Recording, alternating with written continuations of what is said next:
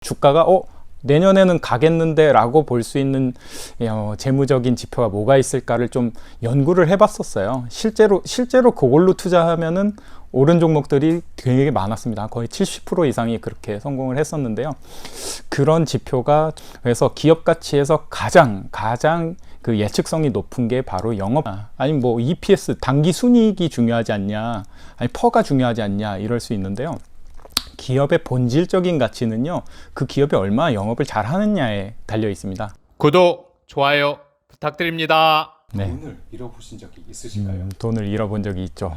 주식으로 돈을 잃어보지 않은 사람은 아마 주식하시면서 없을 거예요. 왜냐면은 단기적으로는 아무리 좋은 주식을 사도 내가 사면은 한번 빠질 때가 옵니다. 그리고 전체 시장에 조정이 올 때도 반드시 오고요. 그리고 경제가 아무리 호황이라고 하더라도 종목마다 이제 변동성이 있기 때문에 저도 초창기엔 좀 많이 잃었던 것 같고, 대신에 뭐 1,200만 원으로 투자할 때 잃어보는 게 차라리 낫지, 거액 투자할 때는 좀 조심하고 있습니다. 네. 그리고 계시군요. 네. 책에 보면은 그런 이야기가 있습니다. 실패 없는 종목 선정 방법에 네. 대한 게 있습니다. 그거에 대해서 소개 좀 부탁드려도 되겠습니다. 네, 실패 없는 종목 선정 방법은 사실 조금 과장이 좀 한 50% 이상 섞여 있는데요. 실패가 없는 종목을 선정한다는 거는 저는 이제 재무적으로 좀 탄탄하고, 그리고 수급이 어느 정도 좀 뒷받침되고, 그러니까 제가 생각하는 여러 가지 좀 지표가 있어요. 그런 것들을 검토하고서 투자하면은, 그래도 적어도 망하는 투자라고 하면은 완전히 이제 지하실로 가는 투자 있잖아요. 그런 투자는 막을 수 있고, 포트폴리오 구성할 때도 그런 투자만 안 하고 이제 전반적으로 우량한 주식들, 그리고 제가 말씀드리는 지표들을 좀 보고서 투자를 하신다면은 수익률도 어느 정도는 좀 낼 수 있지 않을까, 그런 선에서 이제 그런 챕터를 구성하게 되었습니다. 네. 그러셨군요. 네. 말씀하신 건 어떤 네. 부분을 확인을 해야 됩니까? 책에 이제 한 100가지 정도를 담았는데 그걸 다 일일이 말씀은 못 드리겠고요. 제가 보는 거는 일단 첫 번째가 재무적인 부분이 있고요. 왜 재무적인 것도 당연히 과거의 궤적인데, 그 과거가 이제 미래에 대한 예측을 할 때 굉장히 중요한 요소가 돼요. 그리고 두 번째가 차트인데요. 차트도 마찬가지로 과거 궤적이에요. 이게 가끔씩 오해하시는 분들이 있더라고요. 차트는 현재 아니냐? 아닙니다. 과거의 궤적이고요. 그 궤적을 가지고서 미래를 또 예측하는 데 써먹는 거예요. 여러 가지 기법이 있고요. 그리고 세 번째는 그 기업의 산업의 미래 성장성을 봅니다. 그래서 어떤 섹터가 미래에 유망한지, 그리고 그 미래에 발생하게 될 재무적인 부분도 결국엔 그 섹터의 성장 가능성, 그리고 그 종목의 성장 가능성에 이제 달려 있거든요. 그런 부분, 질적 요소와 양적 요소를 다 같이 이제 보라고 추천을 많이 하고 있습니다. 네. 그렇군요. 재무제표를 네. 대부분 주린이들이 많이 보는 걸 어려워합니다. 어렵죠. 네, 재무제표를 볼 때 네. 회계사님이시니까 네. 그 안에서 꼭 봐야 될 거 한 5가지 정도만 네. 정리를 한번 해주실 수 야, 있으실까요? 5가지. 저는 한 101가지 정도 생각하고 있었지만, 근데 그걸 다 보고서 투자하는 거는 사실 불가능에 가깝고요. 제가 이제 핵심적으로 보는 거는 일반적인 투자를 이제 뭐 강의를 하시거나 이렇게 좀 권유하시는 분들이 보는 거 관점이랑 비슷할 수도 있는데, 전 조금 달라요. 그러니까 뭐 저퍼주를 사라, 뭐 이런 건 너무 일반적인 내용이잖아요. 뭐 ROE가 좋으면 사라, 그런 얘기는 누가 못하겠어요. 근데 저퍼주가 은근히 또 안 가는 경우가 너무 많고요. 실제 시장 상황이 그렇습니다. 그리고 ROE 같은 경우에는 수시로 바뀌어요. 그래서 제가 그 주가랑 이제 가장 이제 상관관계, 그러니까 뭐 같이 이제 선행지표로 조금 보면서 주가가 내년에는 가겠는데 라고 볼 수 있는 재무적인 지표가 뭐가 있을까를 좀 연구를 해봤었어요. 실제로 그걸로 투자하면은 오른 종목들이 되게 많았습니다. 거의 70% 이상이 그렇게 성공을 했었는데요. 그런 지표가 저는 현금 흐름표 중에서도 영업활동 현금 흐름이라고 봤습니다. 제 책 이제 앞으로 한 권이 더 나올 텐데, 거기에는 이제 핵심적인 것만 좀 요약해가지고 이제 경제 위기에 더 강한 투자법이라고 해서 그런 거 하나 기획을 하고 있는데요.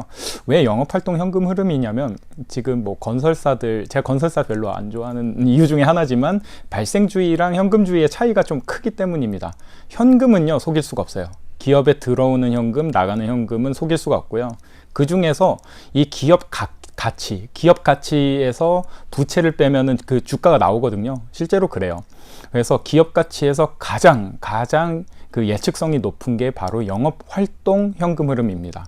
영업활동 현금 흐름이 미래에 계속적으로 상승하면 그거를 이자율이나 아니면은 그 적정한 할인율로 할인하면 주가가 나와요. 예. 그래서 저는 영업활동 현금 흐름이 지속적으로 증가하고 있는지를 좀 체크하고요. 그리고 영업활동 현금 흐름뿐만 아니라 뭐 다른 현금 흐름도 조금씩 이제 그 이유 왜 이게 마이너스가 깊어지는지, 투자 설비 투자를 많이 한 거면 긍정적인 신호고, 그리고 재고 자산이나 뭐 다른 기타 뭐 매출이나 이런 것도 보조 지표로는 좀 활용합니다. 그 이유를 이제 추적하기 위해서 그러는데요. 저는 현금 흐름표에서 영업활동 현금 흐름이 가장 중요하고, 그 다음으로 발생주의 지표에서 가장 중요하게 보는 거는 방금 힌트가 있었습니다. 이 기업이 계속적으로 뭔가 창출하고 그게 바로 주가에 반영이 되니까 영업이익이 가장 중요하다고 저는 생각을 하고 있어요.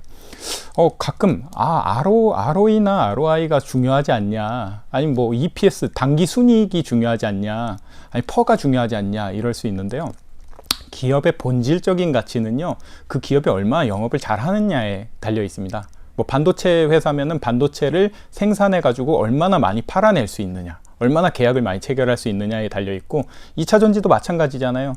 2차 전지 그 다음에 이제 전기차, 거기에 그 밸류 체인에서 얼마나 더 많은 매출액에 따른 영업이익이 산출이 되느냐에 있거든요. 그래서 저는 그 영업이익률이 지속적으로 증가하는지, 영업이익률의 또 성장률도 봅니다. 그래서 저는 영업자가 붙은 건 싹 다 분석하라고 말씀을 드리고 있고요. 마지막으로, 그러면 영업이익 자체가 주가가 아니지 않느냐, 너무 맞는 말이에요. 영업이익에서 결국에는 우리 부채를 많이 봐야 됩니다. 왜냐하면 부채는 리스크예요. 저는 지금 긍정적인 측면만 봤잖아요. 부정적인 측면도 같이 검토가 돼야 됩니다. 그래서 부채 비율이랑 부채의 질에 대해서 검토를 해서, 그 부채에서 발생하는 게 이자거든요. 지금 뭐 중국 사태만 봐도 알 수 있겠고, 그리고 여러 기업들이 어려움을 겪는 게 자금 조달에 있습니다. 그래서 저는 이제 많이 팔아 제낄 수 있는 기업이냐, 첫 번째로 보는 거예요. 그게 영업자가 붙은 영업이익, 그리고 영업이익의 성장률, 그리고 영업활동 현금 흐름, 그 삼총사고요.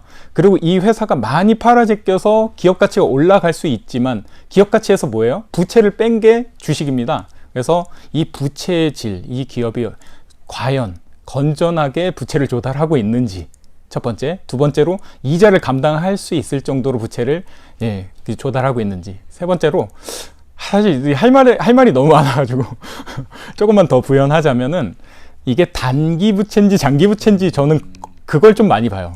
그게 이제 그 안정성 지표에서 유동 비율이랑 유동성 지표가 있는데요. 12개월을 단기라고 봅니다. 보통 유동자가 붙으면 다 12개월 이내에 상환해야 되는 거예요. 그래서 12개월 이내에 얼마나 상환해야 되는지. 왜 그러냐면요, 12개월 이내에 상환해야 되는 양이 12개월 이내에 현금화 돼야 되는 것보다 훨씬 크면은요, 디폴트 나요. 그러니까 망할 가능성이 있는지를 좀 체크해야 된다는 측면에서 그걸 같이 보조로 보고 있습니다. 이거 외에도 사실 한 101가지가 있어서 그 이상 뭐 말씀드리기가 지금 시간상 좀 어려운 것 같은데, 가장 중요한 거는 다 말씀드린 것 같아요. 네. 오, 너무 좋습니다. 네. 저희도 더 듣고 싶지만 네. 그러면 저희가 힘들 것 같아요. 그렇죠. 어려운 얘기를 좀 많이 말씀드려야 됩니다. 아니 네. 근데 그 포인트를 너무 잘 잡아주셔서 네. 저희가 이것만 가지고 한번 열심히 보고 그 아, 다음에 예. 또 좋습니다. 또 모시고 또 얘기를 들어보는 것도 좋겠다라는 생각을 해봅니다. 네. 다음 질문 한번 해보겠습니다. 네. 저 책에 보면 또 주식을 매수하고 매도하는 타이밍 잡는 법에 대해서도 이야기를 해주셨습니다. 맞아요. 사실 주린이들 대부분의 투자자들은 이게 너무 궁금해합니다. 네. 어떻게 해야 될까요? 일단 매수 타이밍하고 매도 타이밍은 분리돼 있어요. 예, 저는 15년 정도 주식 투자를 해보니까 처음에는 그냥 샀다 팔았다. 그냥 주식에서 돈 벌려면은 단순해요. 쌀 때 사서 비쌀 때 팔면 됩니다. 뭐 떨어지고 뭐 올라가고 이런 걸 걱정할 게 아니고요. 쌀 때 사고, 떨어지면 와 좋다, 싸니까 사자, 막 담자. 그리고 비싸지면 야 이건 너무 고점이다, 팔면 그것만큼이 여러분들 계좌의 수익으로 꽂히는 거죠. 근데요, 왜 다들 어려워할까요? 타점 잡는 게 힘들어요, 생각보다. 제가 이제 너무 여담을 많이 하게 되는데요. 미국 주식이랑 한국 주식이 그래서 좀 차이가 많이 나는 것 같아요. 미국 주식은요, 이런 얘기 해도 좀 될라나 모르겠는데, 어쨌든 뭐 저 해도 되는 얘기니까 이제 좀 말씀을 드릴게요. 미국 주식은 그래프 보시면, 차트 보시면 아시겠지만 계속 조정이 오는 구간은 있었지만 계속 상승하는 예, 계속 상승 모멘텀이 있고 상승하는 추세에 있어요. 우리나라 시장을 보면은요, 등락이 굉장히 좀 심한 편입니다. 오히려 마이너스 30%부터 상방 30%까지가 이제 막혀 있지 않냐라고 말씀하시는 분들도 있는데요. 예, 한번 보세요. 지수들 보면은 실제는 또 변동성이 훨씬 큽니다. 그래서 우리나라 주식은 매수 타이밍, 매도 타이밍, 타점 잡는 게 힘들다고 해서 다 미국 주식으로 많이 가시는 추세예요. 그래서 서학 개미 운동이라고도 하는데, 저는 이제 국내 주식으로 그러면 이제 조금 더 좁혀서 이제 말씀을 드릴게요. 왜냐면 미국 주식은 뭐 사면 오른다는 뭐 약간 그런 이제 신화 같은 얘기들이 좀 많이 있어가지고 좀 더 어려운 국내 주식으로 좀 넘어와 보겠습니다. 국내 주식에서 타점 잡는 거는요, 일단 매수 타이밍이 저는 더 중요하다고 봐요. 매도 타이밍은 조금 천천히 가도 된다는 생각을 전 갖고 있습니다. 일단 매수 타이밍을 잡는 방법은요, 일단 차트를 넣는 차트를 보냐 뭐 이런 얘기를 많이 전 들어요. 왜냐면 맨날 회계 얘기만 하고, 저는 회계 강사도 오래 했고 재무적인 분석으로 뭐 투자하는 방법에 대해서 좀 책에 자세히 써놨는데, 저 차트가 중요하다고 생각합니다. 차트랑 거시경제 빼고 그냥 기업 분석만 해서 투자하면 망할 가능성이 커져요. 예, 왜냐면요, 일단 첫 번째로 거시경제를 좀 보고서 저는 매수 타이밍 잡으라고 말씀을 드려요. 그럼 아무 때나 사면 되는 거 아니냐라고 말씀하신 분들이 있는데, 저는 저점에 사야지 일단 수익률이 극대화된다고 봐서, 물론 장기 투자의 관점에서는 언제 사도 상관이 없습니다. 솔직히 한 10년 버틸 수 있는 자금이 있으면 상관없어요. 근데 여러분들이 그런 이제 워렌 버핏이나 이런 분들하고는 좀 약간 차별화돼 있잖아요. 그래서 일단 가장 경제가 저점일 때 사라고 말씀을 드리고 있고요. 그 전까지는 최대한 포트폴리오를 좀 얇게 가져가서 최대한 내 실력을 좀 키우라고 말씀을 드리고 있어요. 그러면 저점을 언제 잡냐라고 했을 때, 지금 저점을 예측하는 거는 과거부터 계속적으로 경제 위기나 이런 걸 좀 보면은 여러분들이 알 수가 있어요. 지금 저점을 향해서 가고 있는 느낌도 들고, 그런 이제 거시 경제를 좀 보고요. 지금 다 말씀 못 드리니까. 그래서 저점, 전체적으로 포트폴리오가 좀 빠졌을 때, 전체적으로 주식시장이 좀 빠졌을 때 좀 많이, 내가 이제 자금을 갖고 있으면 좀 많이 주식 투자에 좀 자금을 넣어라, 이렇게 말씀을 드리고, 그 중에서 이제 종목 선정법이 있을 거 아니에요. 저는 종목을 선정할 때는 앞으로 미래에 갈 수 있는, 상승할 수 있는 섹터를 고르라고 먼저 좀 말씀을 드리고 싶어요. 지금 요 최근에는 뭐 트렌드가 너무 확고하잖아요. 저 테마주 말고요. 테마주 뭐 초전도체나 뭐 맥신 이런 거 말고, 그건 너무 단기적인 성향이 좀 강하니까 조금 검증됐다는 가정하에 뭐 반도체가 있고 AI, 뭐 로봇, 그리고 바이오 중에서도 지금 삼상 통과한 것들이나, 아니면은 뭐 지금 중국 뭐 리스크가 있지만 중국인들이 또 몰려온다고 하잖아요. 뭐 그런 트렌드를 좀 반영해서 뭐 F&B라든지 뭐 화장품이나 이런 것들, 그리고 뭐 조선 관련된 부분이 지금 실적이 좀 개선이 되고 있대요. 그러면 조선 관련된 것도 좀 눈여겨볼 것이고, 그 다음에 2차 전지 같은 경우에는 저는 미래 성장성이 진짜 크다고 보거든요. 왜냐하면 지금 전기차로 교체된 게 한 5% 정도밖에 안 되잖아요. 그럼 나머지 성장할 수 있는 게 한 20배는 되는 시장이기 때문에 지금 그만큼 또 주가도 20배가 갈 수 있는 상황이죠. 그래서 상방이 좀 열려 있는 섹터들을 여러분들이 좀 이렇게 분석을 하셔가지고 그 섹터의 종목들을 보자. 그러니까 첫 번째고, 이거 뭐 말하자 보면 뭐 한 2시간 할 수 있는데, 그 섹터 중에서 여러분들이 계속적으로 뉴스도 보고 이슈도 보고 공부하면서 그 타점을 잡고, 그 타점을 잡을 때는 그냥 이건 제 관점인데요. 뭐 퍼나 이런 거를 너무 맹신하지 마시고요. 아까 말씀드렸듯이 영업활동 현금 흐름이나 그런 재무적 지표 있잖아요. 그게 괜찮고 아직 그렇게 비싸지 않다고 남들이 다 인지하고 있는 그런 종목이면은 지금 담아도 된다고 봅니다. 네, 그리고 매도 타이밍은 전 좀 천천히 갔으면 좋겠어요. 매도를 한 번에 던지시는 분들이 있어요. 뭐 이런 분들 봤습니다. 진짜 그런 계좌가 나중에 막 0으로 수렴하시더라고요. 어떤 경우냐면 악재가 떴어요. 그냥 무조건 팔아요. 더 무서우니까. 근데 악재가 뭔가요? 뭐 이런 경우가 있어요. 단기적으로는 다음 주에 뭐 잭슨홀 미팅이 있대요. 그래가지고 거기서 뭔가 파월이 매파적인 발언을 막 할 거래요. 그러니까 막 던져요. 알고 보니까 그 다음 주에 또 올라요. 왜요? 왜 예상이랑 다른 이제 언급이 막 비둘기파적인 언급도 나오고 막 이러니까. 그리고 또 뭐가 위기가 온대요. 그럴 때마다 팔아요.